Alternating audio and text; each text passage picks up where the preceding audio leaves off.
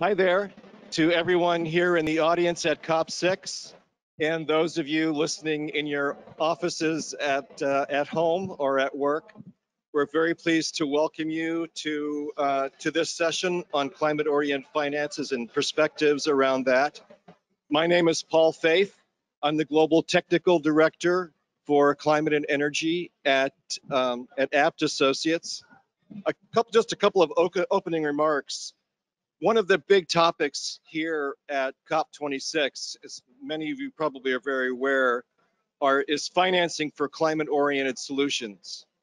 And three of the issues around that which often come up are how to develop partnerships to make that scale, how to finance and what the appropriate rules are for nature-based solutions, and also how to design these policies and these investments so that they are inclusive of people who have not traditionally been included in the past.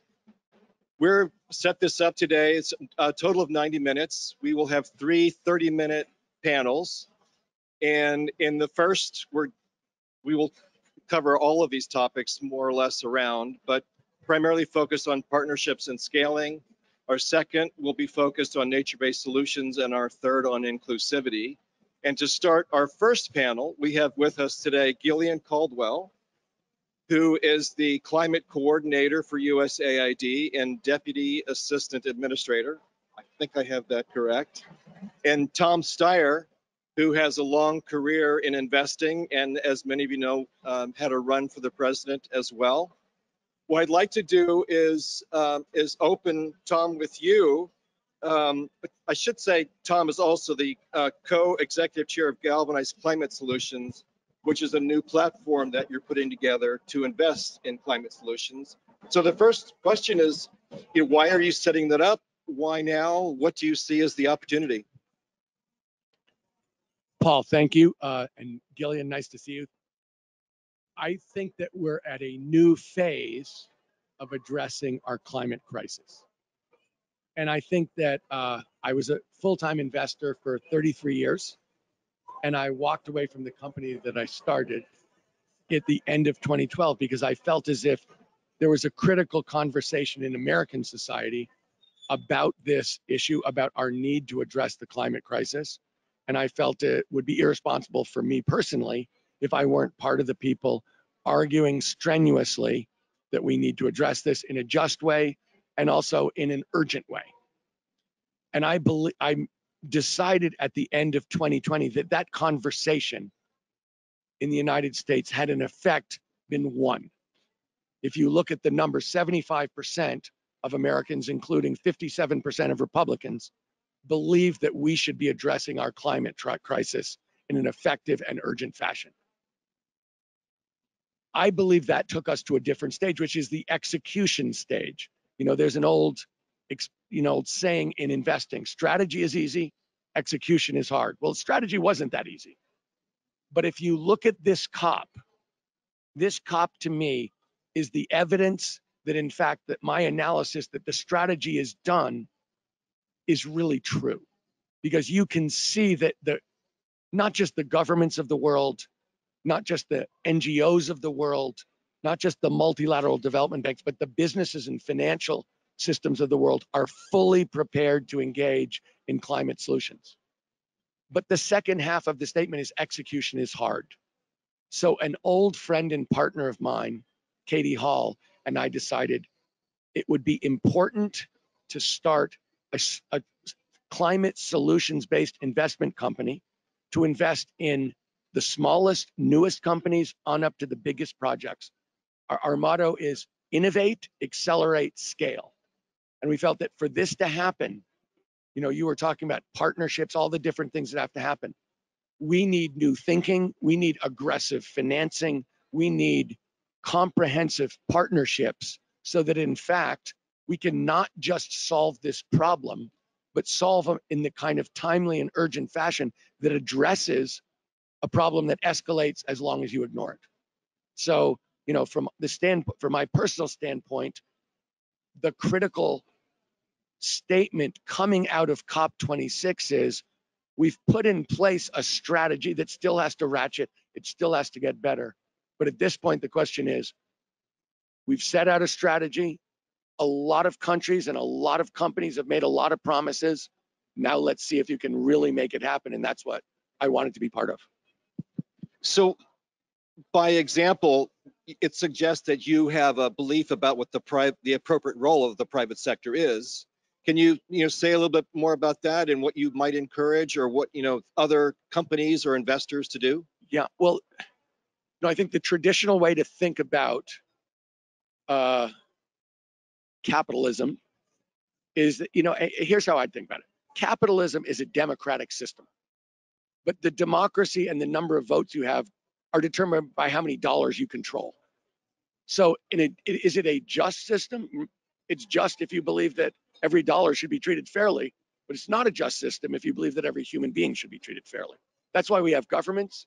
That's why we have democracy, where every person has an equal vote.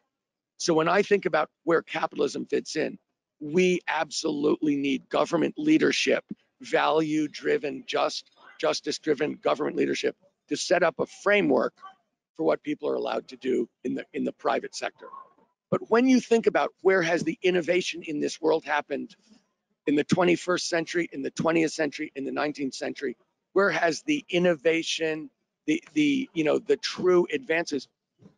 Look, they've come out of companies. When we look at COVID, where we had companies coming up with vaccines in record time to meet a crisis. And what I'm pushing for is what I call movement capitalism, which is the entrepreneurship, the innovation, the competitiveness of the private sector organized to answer society's goals in a just way. But I believe that we need that. That's what we're trying to harness at Galvanize Climate Solutions. And that's how I believe that, in fact, we're going to see immense change faster than people expect coming out of those very animal spirits that at some level have gotten us to this problem in the first place. Super. Thank you very much, Tom. So Gillian, USAID has come out with a bold new climate strategy this week. Would you give us the highlights of that, please? Yeah, sure, absolutely. So yeah, I'm Gillian Caldwell. I'm the USAID Climate Change Coordinator. So we are really rallying an all of agency response to make the climate crisis one of the very top priorities for the agency, which of course is focused on development worldwide. And as we're all aware, climate change touches each and every part of our lives. And it's got to be a top priority at this stage. So we've just released a draft strategy that will take us through 2030, and it's open for public comment.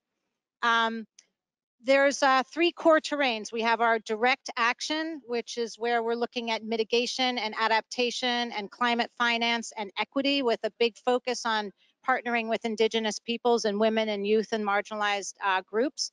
And then we have a systems change area where we're looking at the enabling environment. What can we do to shift the policies and the underlying infrastructure and governance to set the stage for a rapid transition to renewable energy, which is very much what we need.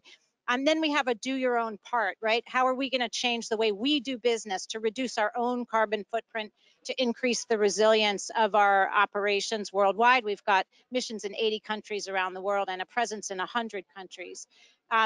In terms of the big numbers, what we're trying to achieve here is 6 billion tons of carbon emissions reductions by 2030, which is the equivalent of the entire US emissions over the course of a year, or taking 1 million cars off the road for a year. As part of that, nature-based solutions will be critical, not just renewable energy, but really thinking about nature and what nature can offer in terms of conserving ecosystems and forests. We want to preserve or restore 100 million acres of land. We also want to catalyze $150 billion in finance. And that's very ambitious. It's one of the things I want to talk about with us all here today. We want to ensure that all 80 countries in which we have mission presence are working with whatever resources they can deploy to support the countries they're in to deliver on their NDCs, their nationally determined contributions, their commitments under the Paris Agreement, many of which have been ratcheted up in preparation for this COP. And finally, we want to ensure that in at least 40 countries where we work, we are really looking at some of the underlying systemic causes of inequity and addressing those at a structural level.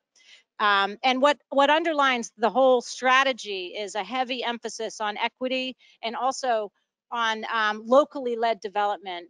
You know, a big agency like USAID that makes grants at our scale really struggles to get money to the ground. And we do work through a broad range of intermediaries, many of which are based in the global north, and many of which do excellent work. But we really need to find a mechanism for getting the support to the ground level where we can ensure that sustainability at a civil society level that, you know, that enables the kind of economic and social justice we need at this point in time. So at 150 billion leveraged in private capital, what's the vision for how that works? Like, how would you work with someone like Tom or another investor to make that happen? Yeah, so good question. It's not just private. This could be public finance as well. But I'll give you one example of leveraging private finance. We were just speaking about this earlier. I just got out of a meeting with a group of leaders from the Caribbean community, and they said that one of the grants we gave them, $3,000, was invested to provide technical assistance to a country that was applying to the Green Climate Fund, which of course is a multi-billion-dollar investment vehicle, but difficult to access for, you know, many countries around the world. That $3,000 investment that they made as a result of our grant to them leveraged a $45 million grant from the Green Climate Fund. So that's I don't even know that you're better at math than me, Paul, so you can tell me what kind of a return on investment is, right? So a lot of times we talk about looking for a 10x investment yield. That's 15,000. Okay, so that's an unusually high return on investment. When it comes to working with the private sector, you know, we partner oftentimes with a development finance corporation. You'll be hearing from Jake Levine shortly.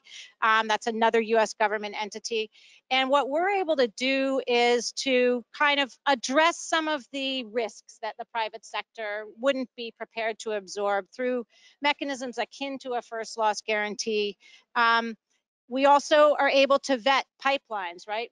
Through our on-the-ground relationships with governments and civil society, we have access and insight into what's working and which investments are viable. So we can do the vetting. We can provide some initial capital that can help make it, you know, a more profitable investment for private vendors.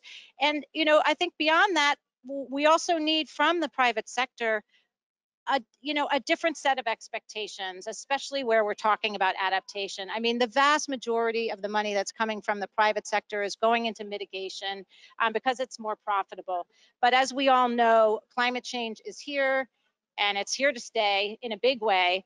And if we don't pay attention to adaptation, which frankly, if you take a longer term horizon for investment, yields substantial returns on investment, we're just not going to have the healthy, thriving societies in which, you know, on which private sector actually depends to continue running their businesses. So those are some of the things we're thinking about when it comes to the private sector. Great, thanks, Gillian. Tom, what would you like to see from an agency like USAID or other international development agencies in terms of, you know, helping you to accelerate your investments and, you know, develop partnerships to be successful? So I think it's really important when you're looking at, you know, what I guess the term of art now is blended finance, which is really a partnership on an investment basis of organizations with different mandates. So that you could be looking at a nonprofit, you know, a foundation, you could be looking at a government organization, you could be looking at a private company. I think it's important to start with the idea they have different mandates. And then to be aware they have different capabilities and they all have something to offer to work together. And I think when we think about solving this problem in an urgent and just way, it's important to remember that This is going to be society as a whole making it happen. It's not going to be the government. It's not going to be the nonprofits, and it's not going to be business. It's going to be all of the above. And so when you think about how a government agency can interact with a nonprofit or with a business, start with the idea that the return to a government agency is not just money. In fact, it's often not money at all. What they're looking for is a return in terms of impact and outcome. It's also true that they have capabilities in terms of information, relationships, and access that are different from anybody else, any major government in the world. So they're bringing things to the table that are differentially powerful in a partnership. I would say in the same way that an NGO or a multilateral development bank is different from a company. And when you think about a company, what are they bringing to the table? Capability of affecting projects, of making it happen, of running projects.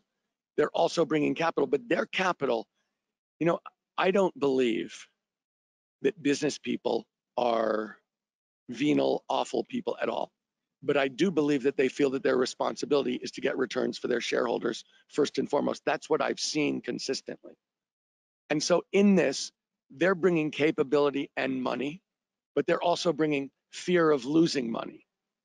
And so in here, in blended finance is the idea that with different mandates and different incentives and different measurements of success, you can put together a project that meets everybody's needs, and where what each partner brings is something differential and helpful, and that together society can in fact act urgently and justly in a way that Gillian was described. And I think that the real question here, in my mind, to a large extent, is an awareness of those differences and a realistic trust in each other. That, I think sometimes you see in the private sector a cartoonish depiction of people who work in government, unfair and inaccurate. And similarly, on the other side, people in government can be very distrustful of people in the private sector. I think for this to work, that's why I was talking about movement capitalism. There has to be an awareness here that there is a goal, a shared goal that we're trying to accomplish in the context of different capabilities and different mandates. Just build on that to sure. give you an example of another role I think we play. In Colombia, for example, we have been working, as we do in many countries around the world, to help the government design and pull off a renewable energy auction, right? So this will enable the government to purchase renewable energy at an affordable and predictable price over the long term. And if you're familiar with corruption, as I am, because I used to run an organization that investigates corruption, you know that the energy markets are very rich with corruption historically. Let's put it that way.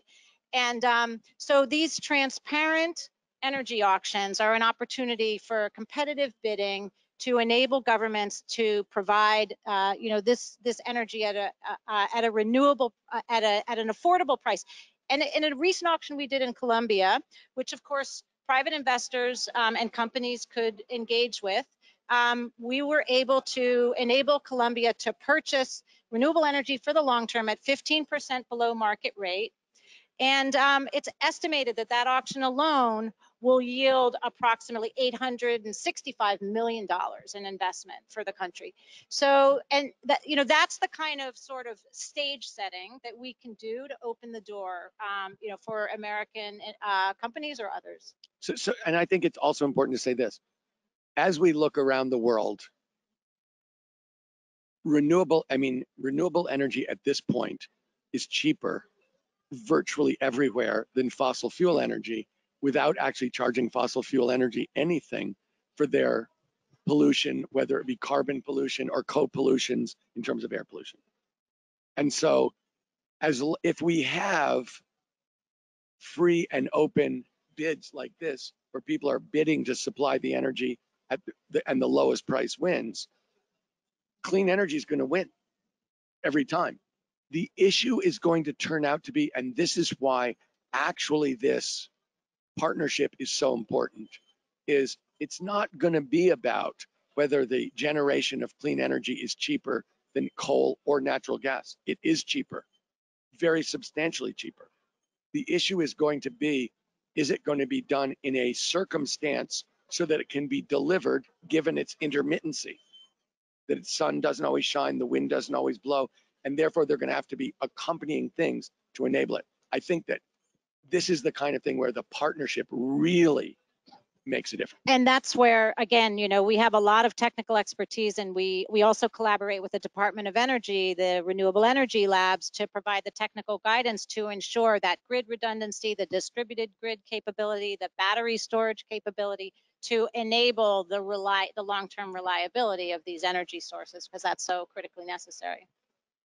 Tom, you mentioned in an earlier conversation about how much money goes to mitigation and how little goes to relatively to adaptation, et cetera. And climate modeling shows not only do we have to stop putting greenhouse gases into the atmosphere, but we also need to start taking it out, which of course is happening naturally through the growth of trees, soil carbon sequestration. I'm wondering, in the platform that you're developing, do you envision making investments at some point in nature-based solutions? So in some point also includes the past, since we've already done it. Look, our family has run a regenerative ag operation for 15 or 20 years to try and show that developments in agriculture can change emissions from agriculture and can sequester carbon on a net basis very substantially. And that is an idea which is, its time has definitely come, and we can see it happening, and it's actually really important. In terms of nature-based solutions, what are we really talking about? We're talking about regenerative agriculture, less emissions, a way to protect the soil, protect the water, and also sequester carbon. But we're also talking about doing new things in nature which will suck carbon out of the atmosphere on a grand scale and actually enable us one of the important ways that we can reach net zero. Because as everyone knows, we're not talking about getting to zero emissions. We're talking about getting to net zero emissions. And to put that in a context, we emit something like 42 gigatons of carbon a year. And in 2050, the estimates that we'll have somewhere between 5 and 20 gigatons that we need to suck out of the atmosphere every year. That's a huge deal. And when you think about that and put a price on carbon, you can quickly get to $1 trillion industry.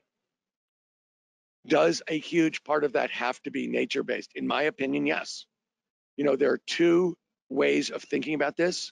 One of them is mechanical carbon capture, transportation, and sequestration, and the other is nature-based. And that is, there are a whole host of, in my mind, extremely exciting things using nature-based, ag-based, and forestry-based, but also ocean-based, playing off some of the incredible information technology and data gathering basis and artificial intelligence to do this on a grand scale.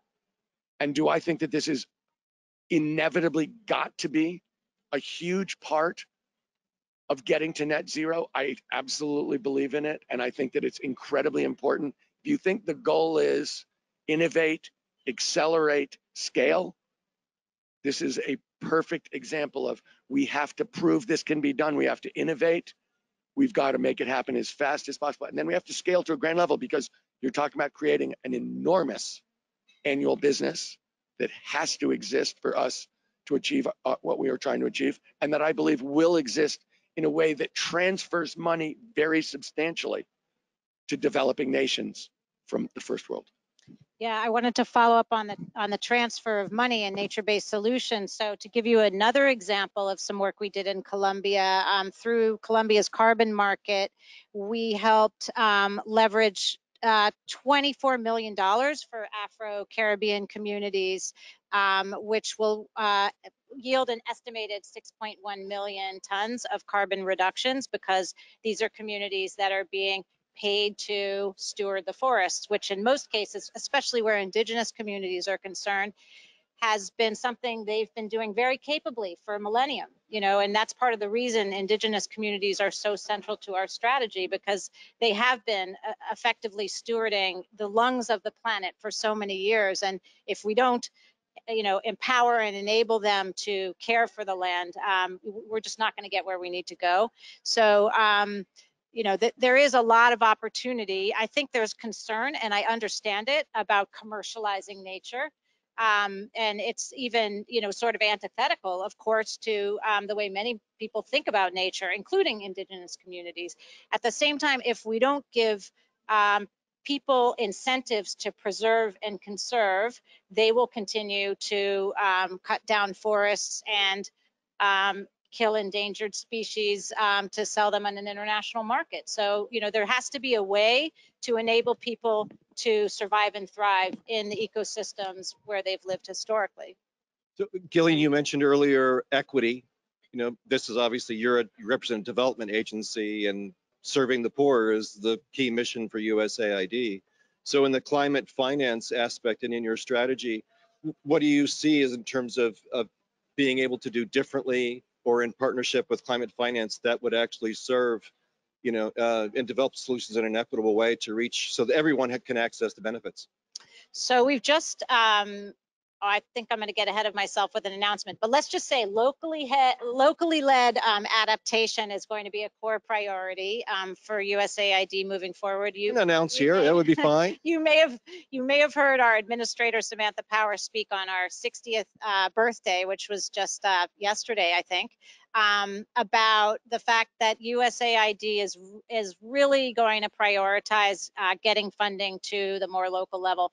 And that's, I said earlier, not something we've done historically. So if we're serious about equity, we really have to change the way we do business, and we have to identify partners that have relationships closer to the ground and ensure that indigenous communities, Black and brown folks more broadly, and women are better empowered with the resources we have to provide. So that's going to be very central to how we think about doing things moving forward.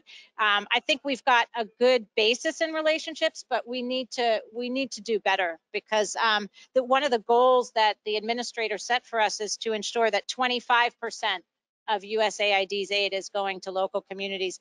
And it might be surprising that more of it isn't. You know, that doesn't sound like a lot in the scheme of things, but we're at 6% right now.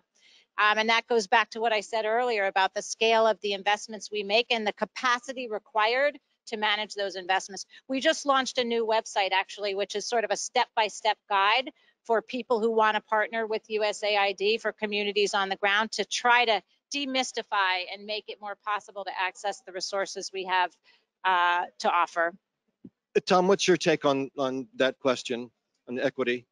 So I'm from California, and California has for a long time had the most progressive energy laws in the United States, and for what, you know, for a while in the world. And there's been a reason that that's happened, because in California, the idea of environmental justice, the inclusion and leadership of people from the lowest income communities in California has been the hallmark of our politics. So if you look at our cap and trade system in 2007 and all of the climate specific approaches since then, they have been led in the legislature and led on the ground by people from the poorest zip codes, overwhelmingly Black and brown people. And that has been the formulation of the policy and the success of the politics. And if you extrapolate that idea from California to the world, we obviously have a very similar, not exactly the same, but the same kind of syndrome, where there is a concentration of pain and suffering in vulnerable communities who've basically done nothing. In California, it's air pollution, asthma, toxic water, and disease. Globally, it's countries that are developing that have not emitted a lot of CO2, which are very vulnerable to the impacts of climate change, who in fact, in many cases have been net sequesters of carbon, have not chopped down the Amazon rainforest where they live, have not, you know, dug up all this coal and burned it, but who are suffering disproportionately. And so as I think about why do we care about climate change? Honestly, we care about climate change because it could cause unimaginable human suffering. In dealing with that issue, Gillian's point is absolutely right. It's got to be done in a human context with an awareness about justice, about how what people have done in the past and what they're suffering now, and how those two are related. And so I think it's going to be absolutely essential in thinking about this, not just to design systems that are fair, but to include in the very start of the design people who are in the developing world, who have a perspective that no one else can have, and whose information, opinion, and moral clarity is very important to this solution. And I think that if we do that, once again, we'll get the right policy. And in addition, it will work in a moral and political sense, which it has to work, because this is not just a question. I think, honestly, and I was saying strategy is easy, execution is hard. Okay, there's technical stuff to do. This is very much of a human execution that has to occur with the agreement of people around the world, which means it has to be just. And that's going to be a huge sticking point in terms of actually executing the promises that the countries have made this week, that the companies have made. If people won't agree to it because it's unfair, it will not happen. And that will in and of itself make the whole idea fail, and it should fail. Do you have a comment, Gillian, to help us wrap up here, and then we'll be done? Well, I would like to associate myself with everything Tom just said, because it was beautifully put. But you know, you alluded to this question of participation, and you know, where Indigenous people are concerned, there's something called free, prior, and informed consent. And each single word in that legal framework is incredibly important. And what that requires is that there is meaningful and deliberate and careful consultation with communities before decisions are made that impact the lands on which they live. And you know, it's not just the right thing to do from an ethical and a legal perspective. It's also the necessary thing to do when it comes to the kind of opposition you can and will face if you try to move into lands that have sacred integrity, as we've seen with the Keystone XL pipeline in the United States. I mean, think about the financial consequences of the failure to acknowledge the importance of that land to those people. It wasn't just about carbon in that context and keeping it in the ground. It was about the sacred terrain on which, you know, that pipeline was planned. So, yeah, I think we have to change the way we do business. All of us have to change the way we do business. I'm not just pointing the finger at the companies. You know, we all need to think differently, including the development agencies that have a history of a kind of a colonial orientation when it comes to development. Thank you both very much, Tom and Gillian. Really appreciate your comments and your willingness to be present with us today. We're going now to switch to our second panel. So we're going to do. Paul. Yes. Thank you, Paul. Very nice to see you. Very well done. Thank you very much. Thank you very much. We're now starting our second of three panels, and this one will be focused on nature-based solutions. I'd like to make sure I get the name right because I had it misspelled. So I'm going to refer Giulia Carbone, who is with the World Business Council for Sustainable Development and the Director of Natural Based Solutions Alliance. I'm sorry, I got that wrong. I should have looked. Go ahead. I'll let you say, since I blew it. Thank you, Paul. I'm the director of the Natural Climate Solution Alliance. Okay. Thank you. I was kind of close. Yeah. And Jake is the Chief Climate Officer at the International Development Finance Corporation of the United States government.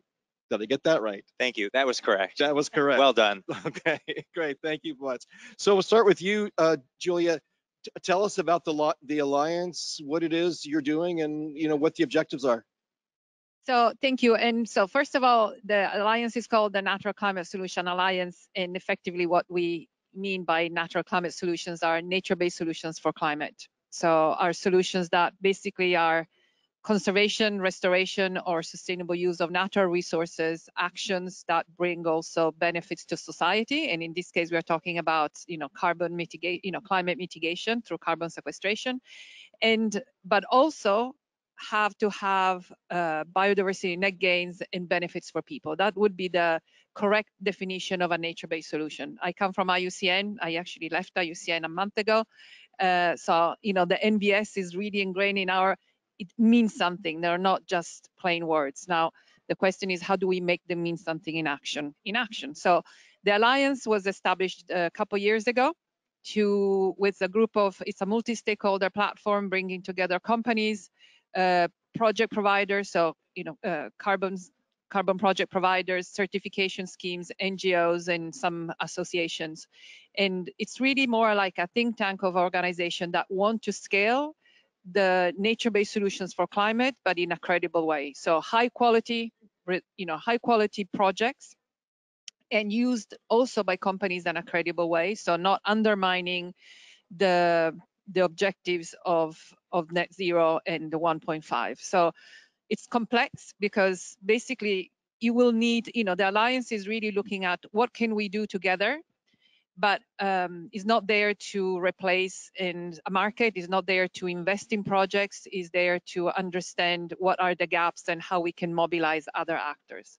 Right now, the ecosystem is pretty busy of organizations or initiatives and other alliances. So most of the time people ask me, or I actually asked myself when I joined this space a month ago, it's like, what is all this happening, and SBTI, and then you have the TCVCM and VCMI and so many different players, but effectively all really play a very important role, because effectively in order to achieve what we want to achieve, there is not one organization that can do it by themselves, because it is about, it's a kind of a hierarchy of action. First, we really need businesses to decarbonize, looking at their scope 1, 2, and 3, and that is the priority. Then is, okay, once you have identified what is your residual per year until you get to your net zero, and then you're still going to have your little residual, what are you going to do with this? Can you go beyond your science-based targets? How can you use solutions that not only bring value in terms of mitigation, but also bring support to nature and people? And I'm passionate, I come from conservation, and I can see, the conservation community that has been struggling to find a business model to really, is not just the money, is a business model to get conservation right, to have people on the ground that believe in conservation and believe that conserving actually has a value. This has happened. This is it, because all of a sudden you can get to communities to explain that looking after a forest is actually something that has value and brings income, and it will give them more than just a plain livelihood, and gives them a real value also to, it's an exchange in a global world. So long answer, but it is really complex to do it well. I know, and I was listening to the previous panel, there is, the financial institutions are really excited, and it's great, because we need money to do these things. But this is not just a financial transaction, because delivering a good nature-based solution on the ground is a complex conservation and development project. And so, for example, it's not about, when companies procure these projects, it's not like procuring cotton that get the lowest price so that you get. This is actually should be a race to the highest and not a race to the bottom, paying more and give more to the community so there is more commitment.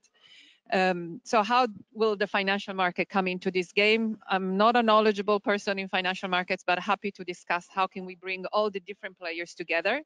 And this is really a big challenge for society, that we don't like to collaborate. We are, each of us has its own tribe and we like to work with our tribes. But I think this is the time that we need to break these silos and work together. So what sort of activities is the Alliance undertaking, Giulia? So we have looked at the famous guardrails. I mean, what does it mean to be a credible investor or a credible buyer in natural climate solutions? So there are a set of principles that they have worked on, meaning as a company, we believe that you have to, and so this is one of the work we have done. So, you know, consultation with different companies and NGOs and so on, saying, okay, we believe that these 7 steps are necessary for a company to be credible in using carbon credits. We have also put together a similar list for what does it mean. This is very high level, it's an initial. What does it mean to be a high quality credit, right? So what is a high quality natural climate solution? And also what does it mean to be credible in buying? That means what does it mean, how do you actually do the transaction? Is it a spot purchase or you need long-term commitment, for example? So we are trying to put these things on paper, knowing that, of course, they not necessarily respond to what is happening today, but we know that, bit by bit, things will change. And now we have at least a common understanding of these 3 main aspects. We are looking at the supply, highlighting, there are a number of standards out there, so we are not working on standards. We are actually working with existing standards, trying to see what is common, what are best practices. So we are going to issue some lighthouses projects at Davos in January, because we also collaborate with the World Economic Forum. And this is important to showcase what does it mean a project on the ground. I mean, what is it really? We have standards which are really complicated to read as well, but can we see something? What does a project mean in terms of how did they address, I don't know, the challenges of monitoring in terms of carbon, in terms of biodiversity, in terms of, for example, FPIC, which is a critical issue, and so on. So these are the main 2 areas. Tomorrow we are going to present something we are doing on the demand side, so the kind of investment accelerator, but I'll leave that for tomorrow. So watch her LinkedIn profile for an announcement, I assume. And I should add, all of our speakers are on LinkedIn. So if you want to see more about their bios, you can go there and take a look. Speaking of collaboration, Jake, you had a big announcement today. Would you tell us about that, please? Why yes, thank you.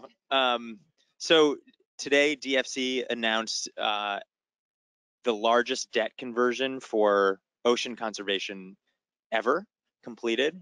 We worked in partnership with the Nature Conservancy and with Credit Suisse and with the government of Belize. And this is really a big deal, actually.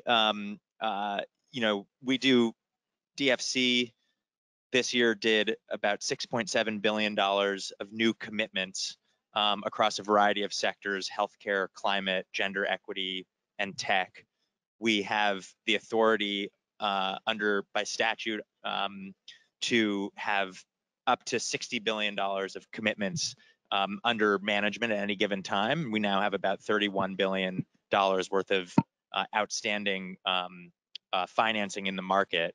And we put $610 million to work just in the last few days. This deal closed. The financing from DFC is in the form of insurance, political risk insurance, which creates a key sort of enabling piece to the overall restructuring of sovereign debt that the government of Belize held and was purchased by a third party. And the debt repayment will constitute a major investment in coastal ecosystem management, restoration, resilience for the next years to come. And we love this deal for a lot of reasons, but I want to just mention a couple things that Giulia had raised, because I think it hits some of these really important topics. Not only is this a nature-based solution for carbon removal, because it protects key carbon removal ecosystem services such as mangrove forests and coastal ecosystems that are otherwise under threat, and can provide resources for carbon absorption from the atmosphere. But it also, this project is going to protect 13% of the world's coral reefs. And when you talk about that kind of scale, you are protecting marine ecosystems that provide food for humans, that provide the backbone of livelihoods in fishing and in coastal industries, including in tourism, which is Who are your conservation partners on this, Jake? the conservation partner is the Nature Conservancy. Credit Suisse is the banking partner, and then, as is the case with I think it would be safe to say basically all of our transactions, because we adhere to a set of IFC standards, performance standards, we partner and ensure that our partners are partnering with local communities and with local stakeholders. And that's the point that I wanted to get to too, which is that ultimately this transaction is really important for the people of Belize, because it will help support their livelihoods, their environment, their ecosystem, and that will redound to all of our benefits, but primarily to theirs. Is this a new approach for DFC? It's the first one that we've closed.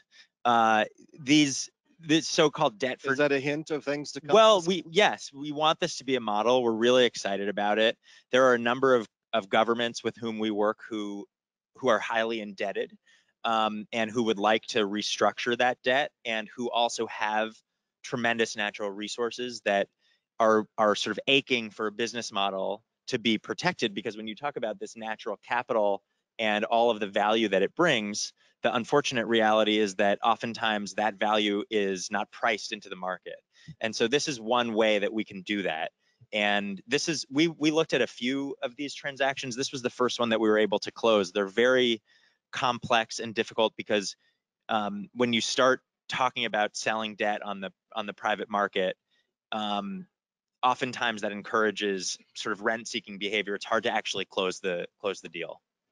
Because it goes up. Exactly. Yeah. Exactly. Yeah. Okay, great. So one of the things that's been a lot of conversation, as I'm sure you're both well aware of some nature-based solutions and carbon offsets being kind of controversial. You know, the degree, you know, some of the things that you mentioned, you know, how do you do this well? And I'm just wondering, you know, there've been calls to just push harder on the energy stuff and not use the, you know, kind of nature-based solutions. I'm wondering, starting with you, Giulia, how does the Alliance respond to those sort of critiques? Yeah.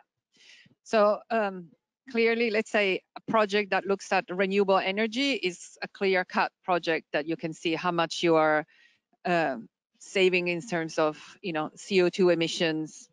Straightforward. Although, you know, if you're looking at the entire value chain and life cycle of renewable energy, there is still something to be resolved, and there are also impacts on nature and people. But I think that the question is that the nature-based solution idea is really bringing together two different crises and trying to solve them at the same time.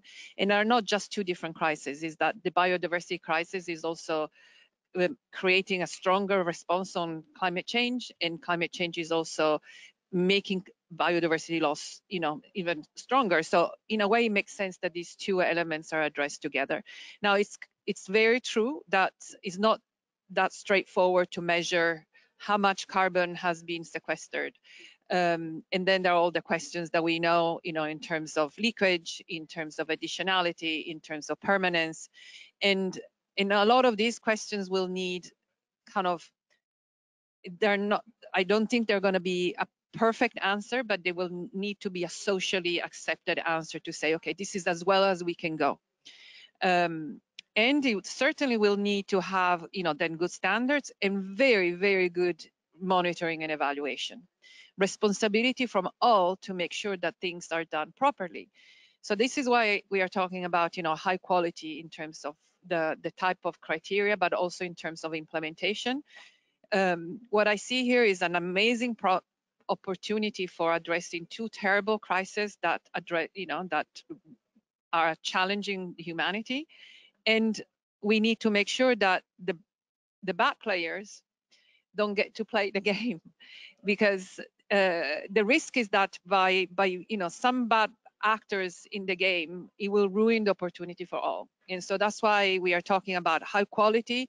There are also bad quality, therefore, You know, it's not all natural climate solutions are born equal, and in fact, those that are not, they shouldn't be even called natural climate solutions.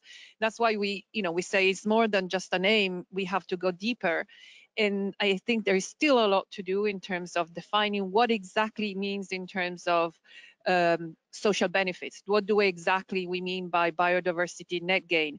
So we are still at the beginning, and there is a lot to learn. And this is also where I say collaboration is key, because if we still, each of the players stays on its own and does its own things without sharing, we are all going to go so slow that we are not going to address the issue. And if we want to use nature-based solution for their potential 7 gigaton a year, I mean, I trust there is enough business for everybody. So definitely is not a place to compete here. There is enough for everybody. So let's, create platforms where project providers can collaborate and learn lessons learned. There is technology can be used, can be shared, can information be shared, so that we can also create economies of scales in that there is enough for everybody, and the people will benefit. And again, it goes back to the people, because if we're looking at the nature and people part, it will be locally, is specific to a place. The carbon is not, but the people and in nature it is. So we need to go down on the ground and help these projects thrive, and then we get also the carbon. Right. I was just saying, I read a report last week. The current voluntary market is about $200 million a year globally. And if the rules here at COP26 are set up and formalized, within 10 years, the market could be $800 billion. So it just kind of gives you a sense of that scale. Jake, for DFC, if a company came to you and was looking to do some sort of a carbon offset program that might actually result in carbon being traded and a value, et cetera, would that be a program that DFC would consider? Absolutely. We're eager to support the market. I think that, first of all, DFC has committed to reaching net zero by the year 2040 ourselves as a financial institution. It's the most ambitious net zero commitment of any G7 DFI, and a big part of our ability to meet that target will be investing in projects that are carbon negative and that are supporting these carbon markets. And we work with the private sector, and I think one of the things that's been tremendously encouraging about this COP, as opposed to other past COPs, has been the true enthusiasm, the earnest, authentic enthusiasm from the private sector, and the enormous amount of capital that is going to flow into these markets. And as Giulia mentioned, there's enough to go around. I think the question is, how are we structuring the market? How are we regulating it? How are we ensuring that it's actually working? I'll give you a couple of examples that maybe are cautionary tales. I learned, I'm from California. We have major climate challenges all around, but wildfires have been one of the biggest recent problems. And there was a recent fire, I think last year, in which one of the forests that had been generating carbon offsets went up in flames. And so, we're going to encounter bumps in the road. It's not going to be a linear path. It's going to zig and zag. And the question is, how are we actually moving in the right direction and regulating appropriately? A more positive example, I would say, also from California, are the regulated markets that we have on carbon, where you have a low carbon fuel standard regulating fuels, primarily from oil and gas, but from others as well, where the price of carbon has now regularly traded at the ceiling, which is $200 per ton. And we also have a cap and trade market, which is economy-wide, where the price is stable at around $17 or $18 a ton, and that's generating billions of dollars of revenue to invest back into local communities and to invest in plans to create direct emission reductions. And so you kind of have to do it all, but from DFC's perspective, we believe that carbon markets are a big part of the equation, and we want to support the development of them. Great. So you mentioned at the beginning that you have $60 billion in authority, and you have $31 billion actually under portfolio. So by my math, that's $29 billion that you could apply. And I'm wondering sort of what you need or what the barriers you're facing, to using the full authority. Well, it's actually hard to spend that much money, it turns out. So, on average, our run rate is roughly about $6 billion a year of new commitments and roughly about $3 to $4 billion a year of commitments that roll off of our books. So call it $2 billion of new commitments. So at that rate, it would take us 15 years to get to our cap. So we're hoping to accelerate. And I think that the big bottleneck in climate is not the capital, it's the projects. And it's the question of how you find good, bankable, investable projects in the markets in which we want to work. We focus in emerging markets, low and low to middle income countries that are bearing the brunt of these impacts and really need the financing support. And one of the other things that was exciting about DFC's creation was that Congress gave us new tools to be a little bit riskier, to be a little bit more concessional in the way that we provide financing. So not only are we doing debt and insurance, but we're doing equity, funds investment, guarantees, and critically, technical assistance. And we see that this technical assistance can provide really important pre-financing to help projects ripen a little bit more so that they're then ready to be bankable for bigger, later stage, either equity or debt. And I would say to the crowd and whoever is watching and listening, if you are aware of good projects, we are actively filling our pipeline and eager to learn more about the market and identify transactions that we can be helpful with. Giulia, I think WBCSD has 200 members, something along that. That's a lot of capital, a lot of investment.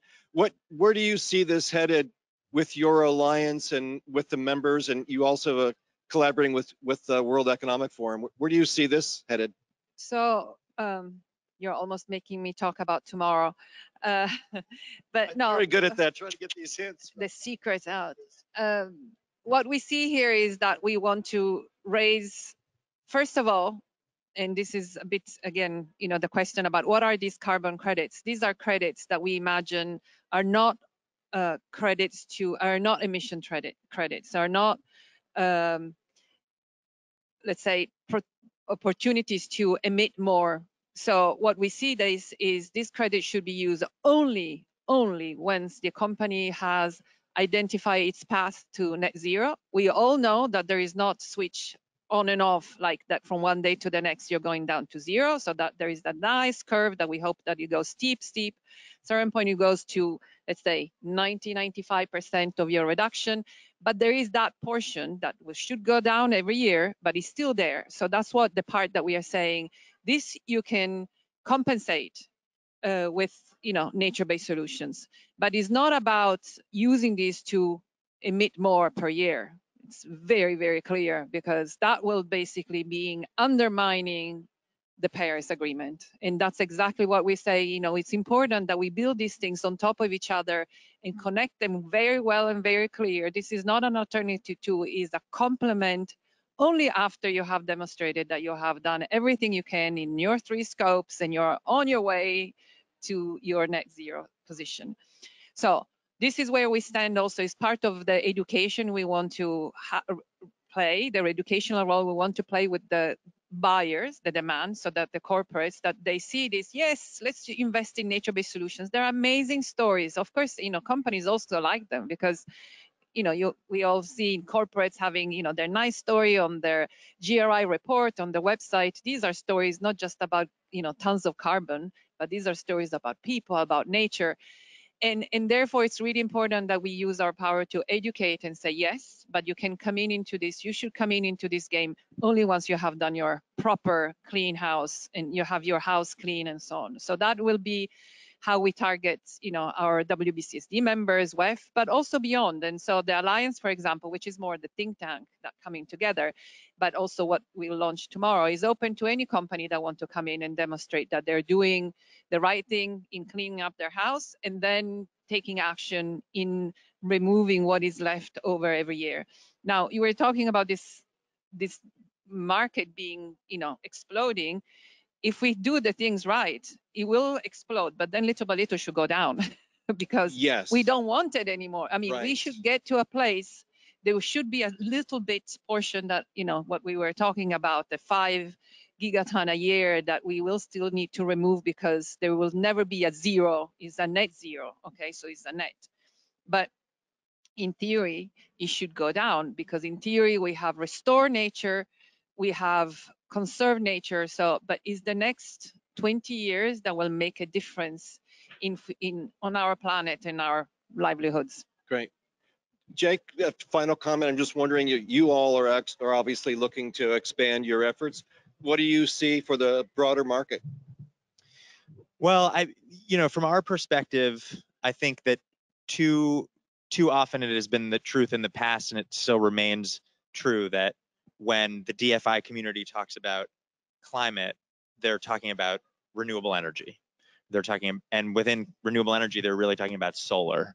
And I think it's time for us to sort of spread our wings and fly and tackle climate as a sort of cross-sectoral, cross-industry matter, and be, applying a climate lens to every single transaction that we do, and to be looking for flagship transactions in transportation and buildings, obviously in nature-based solutions, in the types of supply chains that we are going to need for the clean energy industries that are going to power our future. DFC, in the midst of this pandemic that we've all been living through, DFC was able to support the production of vaccines.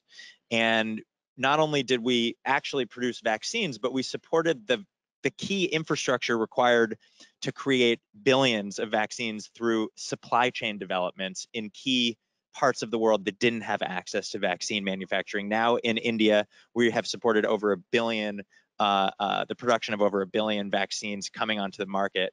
And we're now we've been in the midst of the next great looming crisis. And I think in the same way that we want to be producing solar panels and wind turbines and electric vehicle batteries, we're also wanting to produce the supply chains and the real enabling environments and supports to do all of that. So for us, it's about expanding, diversifying, trailblazing in new markets, and we're really eager to work with everybody here to do that. Great. Thank you very much. Giulia, Jake, thank you very much for participating with us today. I'm very excited to have you here. We appreciate your presence. Now we'll be moving to our last panel. We'll have yes. Great. So our last session, and this session will focus on questions of inclusivity and equity. We have Stacy Swann, who is the CEO of Climate Finance Advisors, and Stacy has had a long and interesting career in finance in this area, including managing a $750 million fund while she was at IFC. And my colleague Lindsay Foley, who for Abt is our Director of Climate and Energy. And so what I'd like to do is kick this off, Stacy, with a question for you. Is, since with this experience that you've had, is there anything that gives you optimism about where we're headed based upon what you've heard here at COP or your other interactions? Sure. Well, it's day 4 of COP or day 5 of COP. I'm not sure what day it is. It's Friday. But we've had a lot of there's been a lot going on this week. And there's been a lot of announcements this week, and there's been a bit of criticism about some of the announcements. And so I think at the end of the first week of COP, it's still too hard to tell how this COP will come out. And so, put that on pause, and in a week or so we can kind of all take an assessment of how much progress has been made. But coming into COP, I'm actually coming in with quite a bit of optimism. For a very specific and narrow reason, not because I think, we're making so much progress on the 1.5 degree goal, we're not, or because I think action is happening fast enough, it's not. But in the world that I come from, in the financial sector, there's been a bit of a sea change in the last 2 to 3 years in terms of awareness that climate change is a financial risk. And at least for that very narrow set of stakeholders, that's actually got quite that's got quite a driving effect in terms of how I begin to act. And when the financial sector starts to act, oftentimes it acts very quickly. So the financial sector moves on both risk and opportunity. And for 20 years, in terms of climate, people have been trying to seek out the investment opportunities around climate change. It's been renewables. There was the debate about the cost of renewables. Then it's been new technologies and energy efficiency, but energy efficiency has been difficult to finance, all of those things. But recently, investors have become really hyper-focused on the fact that climate change actually brings financial risk. That has, in our clients and what we're seeing, that has actually had a sea change in terms of who inside of financial institutions listening and who's starting to care about how to manage those risks and then what they're going to do about them. So I'm actually quite optimistic that that's going to start a lot of action, accelerate a lot of action among the financial community, not just the pledges, so not just the $130 trillion, which, some people say, is that real? Is that not real? You really have to read the fine print on what that means. But actually not, I think investors are really going to start to look for real pipeline that they can execute on and real deals. I also think they're going to start scrutinizing the investments they make around climate-related risks more closely and more carefully, and I think that's going to have its own effect. So that's kind of giving me some optimism, right? Starting to see risk show up in the pricing spreads of some investors. So how does that land from an investor perspective? You see it in pricing. That's actually pretty telling.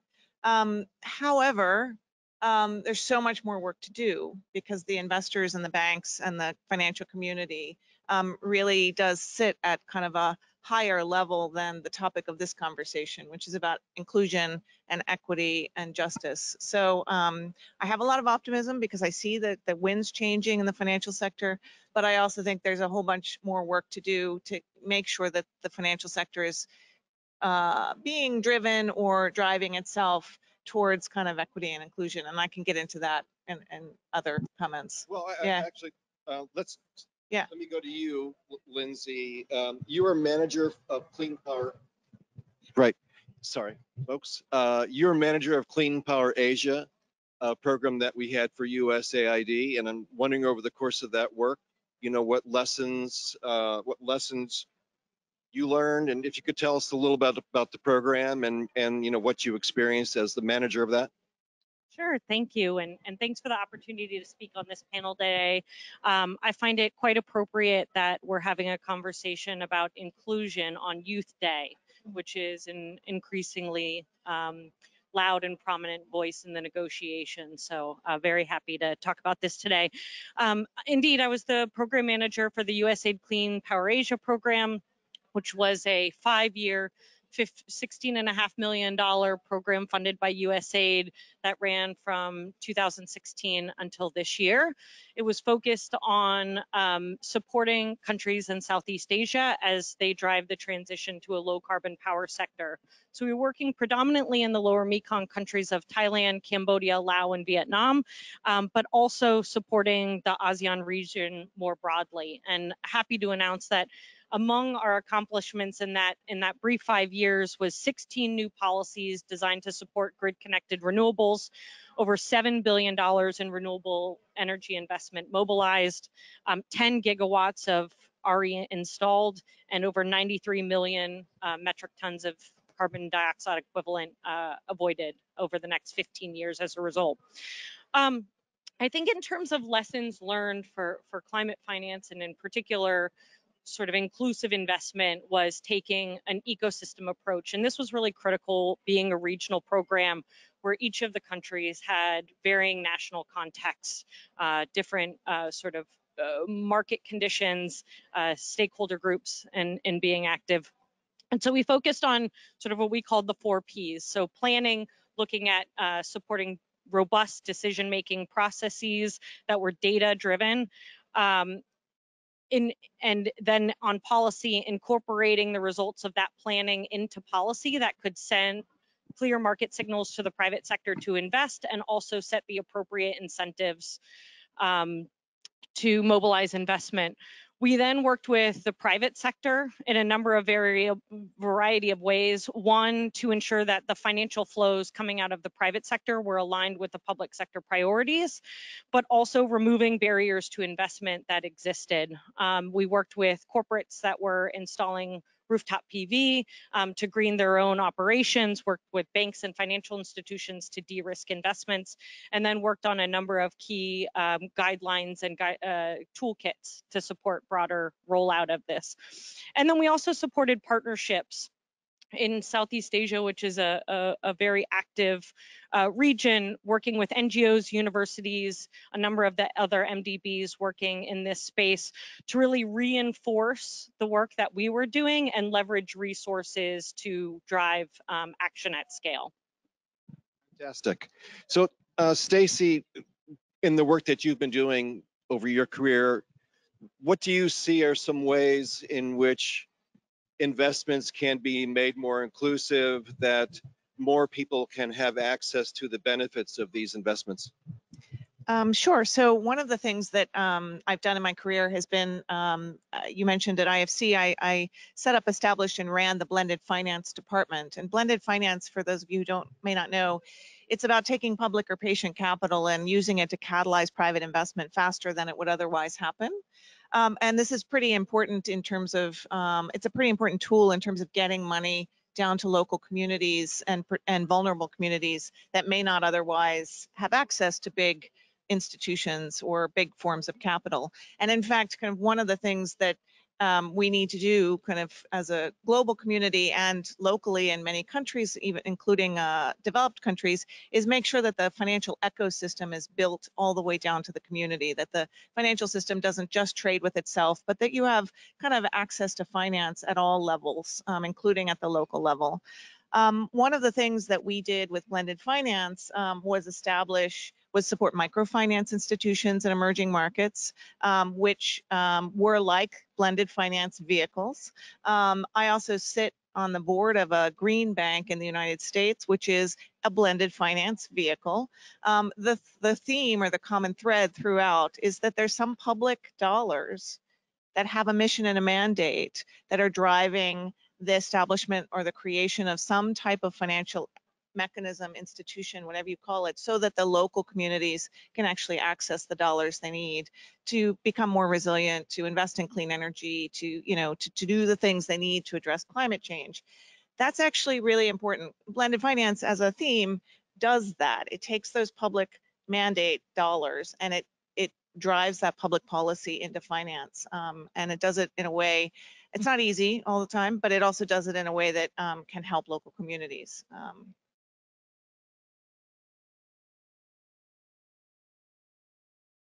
Types of projects that might be, like Tom mentioned, mitigation, adaptation, et cetera, in our first panel. And I'm wondering, are there differences between projects and their ability, kind of by their design, to be more inclusive or to provide more benefits to, to those who've been excluded or at the community level? Absolutely, and I think there are two aspects to that question that I'd like to highlight. One is on the design of investments themselves, the upfront design, and you can focus there on the design on the enabling environment, setting the appropriate policies and incentives for investments. You can do that through the early stage investment design itself, through ensuring that you're engaging communities, you're listening to other voices, you're considering other perspectives. And you can also do it in the creation and strengthening of financial investments that provide greater access to a lot of stakeholders that weren't previously engaged in formalized markets. But you can also think about it in the way that finance can ensure equity and inclusion in the outcomes of those opportunities. And I think that's really, really critical to do.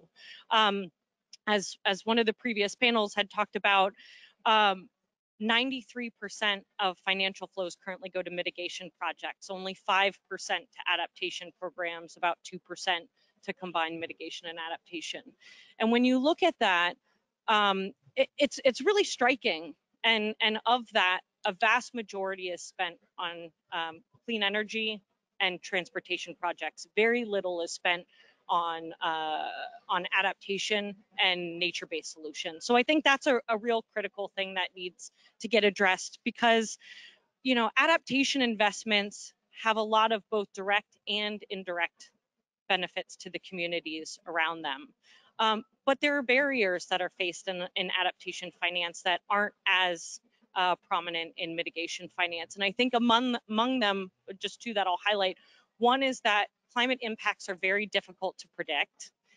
They also vary quite significantly by geography, and that creates a lot of risk. And second, I think when you look at the revenue generation models for adaptation programs, it's not as well developed as mitigation programs. And so that's another area where, you know, I think we need to triple down on the finance that's going to adaptation projects. And just getting back to that a little bit in sort of the direct and indirect benefits that are provided from that. You know, for instance, when you're developing a grid-connected renewables program, there are a lot of co-benefits that are provided to local communities, whether it's health or climate co-benefits, but there are fewer number of direct benefits, financial, non-financial, that are provided to those communities. But when you get into adaptation and nature-based solutions, that connection is a lot deeper, and I think that's really critical.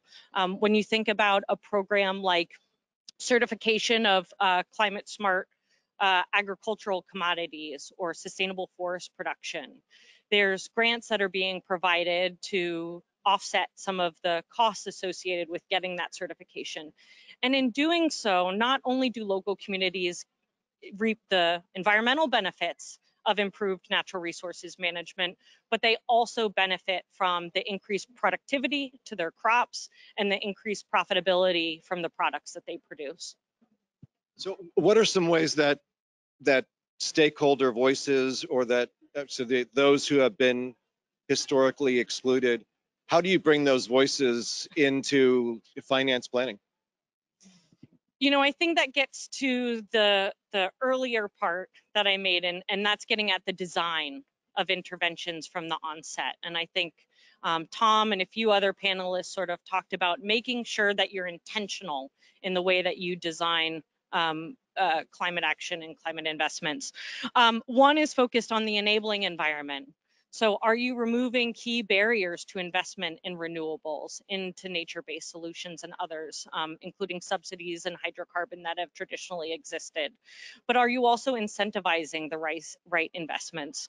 And in doing so, are you listening to communities to design those to developing countries? Are you listening to youth? Are you listening to indigenous populations, so that you're designing them to where they not only benefit those communities, but certainly do no harm?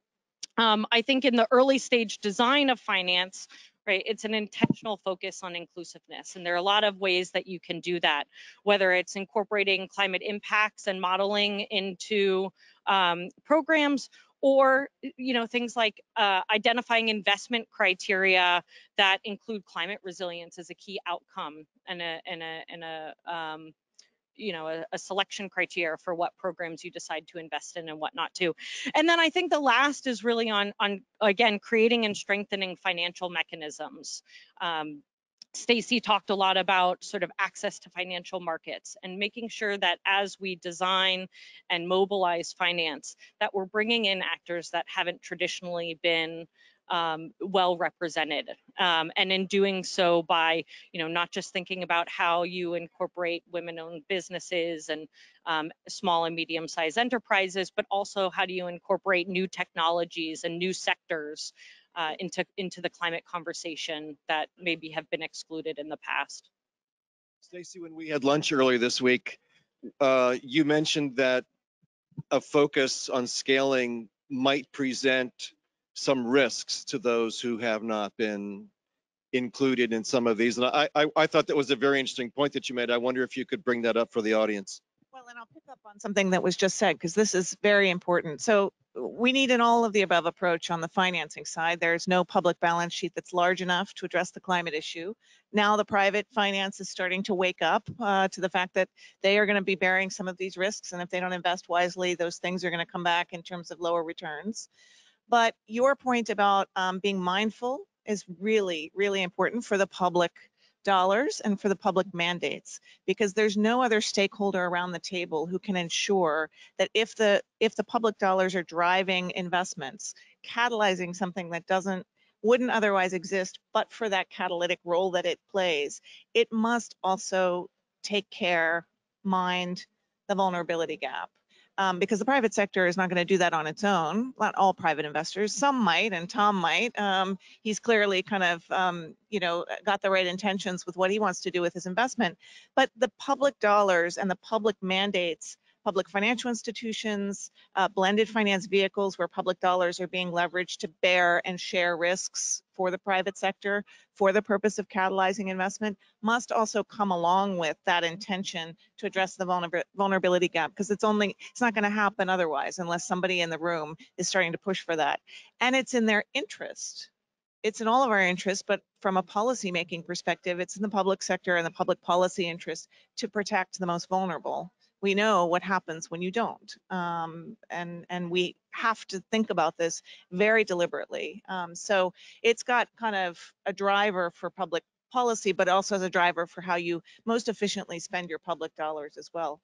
And then I'll say that, not every investment, I want to pick up on the resilience and adaptation point you made, because not every investment is suitable for mobilizing private finance in the same way. If you look across different asset classes and different sectors, you can catalyze a lot of private investment today in a lot of renewable energy.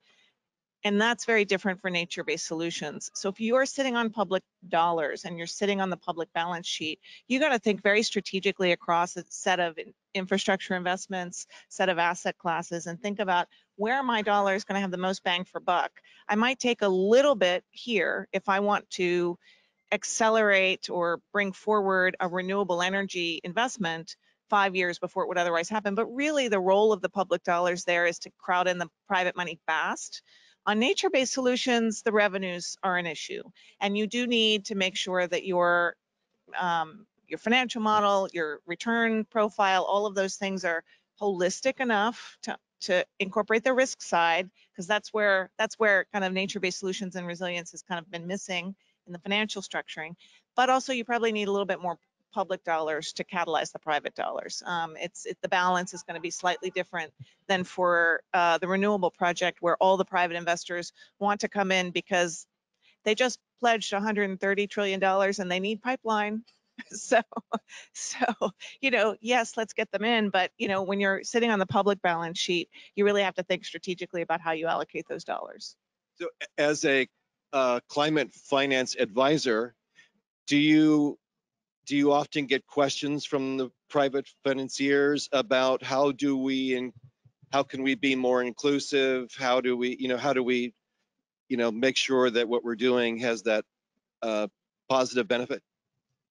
We do. A lot of the questions these days in the last 18 months has really been around the climate-related financial risks, building off of TCFD and what that opened up.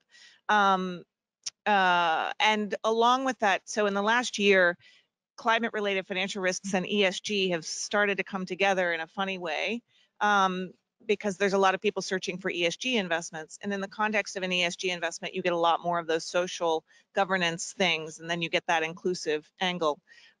Investors, I started out my comments by saying I was pretty optimistic because the quantification of climate-related risks is starting to raise awareness.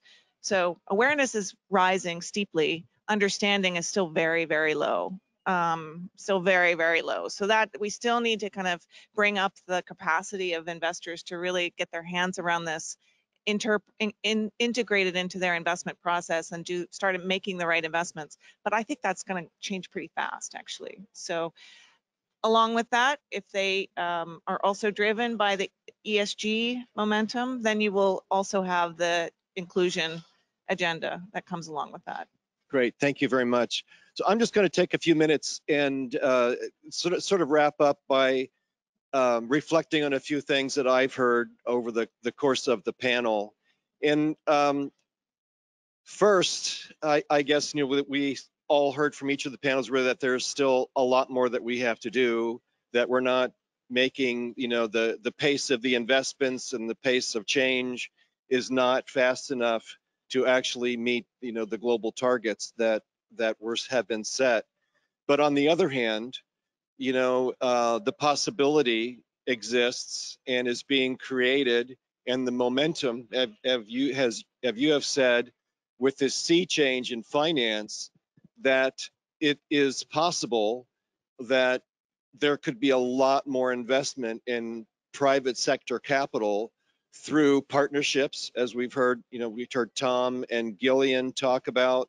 We heard Jake talk about the partnership that they have launched for $610 million, the $150 billion that USAID is looking to put in, and being around at COP for this week, there have been a lot of announcements around various partnerships, governments and philanthropy and private capital coming together, looking to make new sorts of investments, new commitments, and to do that in a way that can change the landscape and can change the pace of these investments, which have been fairly slow, beyond just the renewable energy kind of mitigation, which you and Lindsay have both noted. And I, there you can be pessimistic about a lot of stuff around this, but as someone who works on climate and have done for a long time, that's kind of a bummer to hang around on kind of in that space. So I like to take the optimism and to see in this particular space that there really is something exciting happening. I claim the mantle as the original climate guy, because in 1988, I put together the world's first carbon offset project between a power plant in a coal-fired power plant, Connecticut, and an agroforestry project run by CARE in Guatemala. And over the last 33 years, this has moved pretty slowly for quite some time. And, as a long-term observer here, I'm excited personally, and I share your optimism, Stacy, about this moment where, for very good reasons, the risks are really being recognized by some very powerful players with an awful lot of money who have the capacity to fundamentally change what happens, in the future.